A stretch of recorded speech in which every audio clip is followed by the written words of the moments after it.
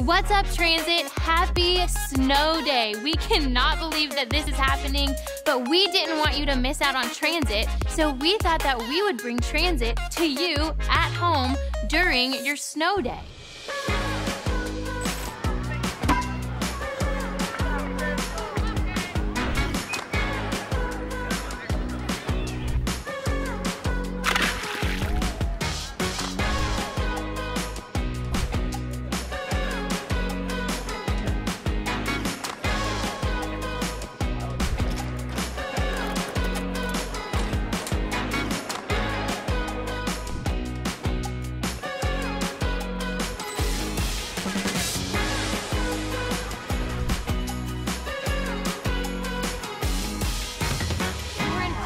Of a series that we're calling I'm Fine, where we're talking all about emotions and how to deal with emotions. We're trying to deal with happy emotions, sad emotions, small emotions, big emotions, and I have all sorts of emotions when I think about this snow day. But another really interesting thing about emotions is that typically emotions are affected by other people. Let me tell you what I mean. If someone were to show up right now and hand me a frosted blueberry Pop-Tart, I would be really excited because of the decision of a different person. So it works like that, but it also works a little bit differently. I don't know about you, but when I was in middle school and I found out that there were some people saying mean things about me behind my back, it made me feel really sad and really isolated. And maybe for you, you have an annoying sibling, and when they're being loud and crazy, you feel super annoyed. Or maybe it's a little bit bigger than that. Maybe in the past couple of months, there's been someone in your life who's really hurt you. Maybe there's been someone who's walked out on you. Maybe there's something going on at school and you're feeling isolated. Or maybe you're feeling betrayed. Or maybe you're feeling super, super hurt because of what someone else has done to you.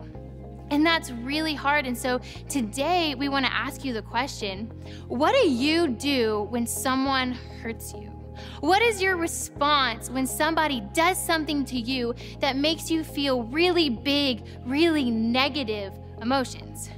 I know if you're like most people, what you are tempted to do is to maybe get back at them.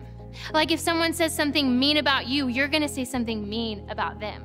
Or if someone annoys you, you're gonna annoy them. I know growing up, when my brothers did anything bad to me, I would just tell on them. I couldn't really get back at them in that way, but I wanted to get back at them in some sort of way, so I would just tell my parents, or I would do something to hurt them.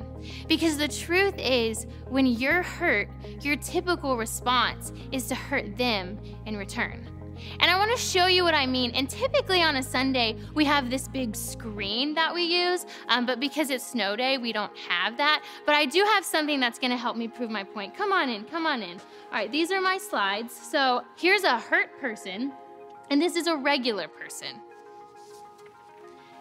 And when this hurt person hurts this person, next slide, then this person becomes a hurt person. And then the cycle continues because hurt people, and it continues and continues, but it doesn't really have to be that way. Thank you. I like your coat, that's nice. It doesn't have to be that way. There's a guy named Paul who writes a bunch of letters to different people, and we're gonna look at this letter that is called Ephesians. So we're gonna be in Ephesians 4, and Paul is writing to a bunch of people, and in this time, people are getting really hurt. They're being persecuted. They're being isolated. And so Paul explains how not to respond, but also he explains how we should respond.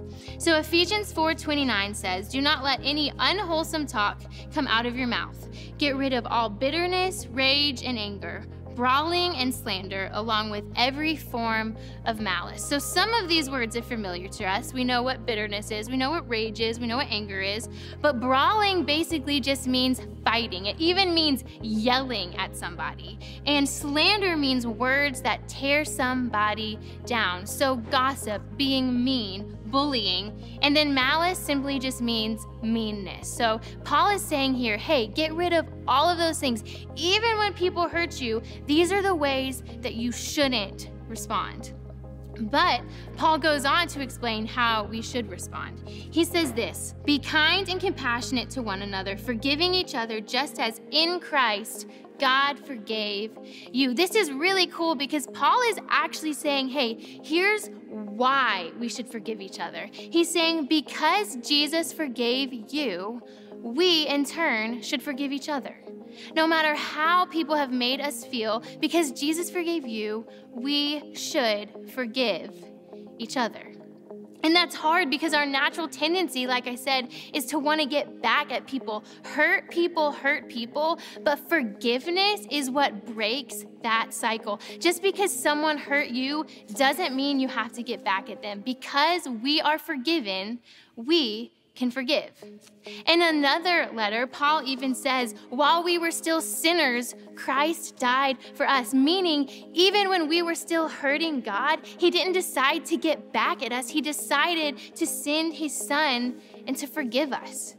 And because of that, we can forgive the people around us. Now, I don't want you to just brush off hard emotions. I don't want you to just ignore them. We need to feel the things that we feel because a lot of times it's hurtful and it's super legitimate and we need to feel them, but that doesn't mean that we need to get back at people. That doesn't mean we need to get revenge on people. In fact, we can deal with our own emotions while still forgiving the people that made us feel that way.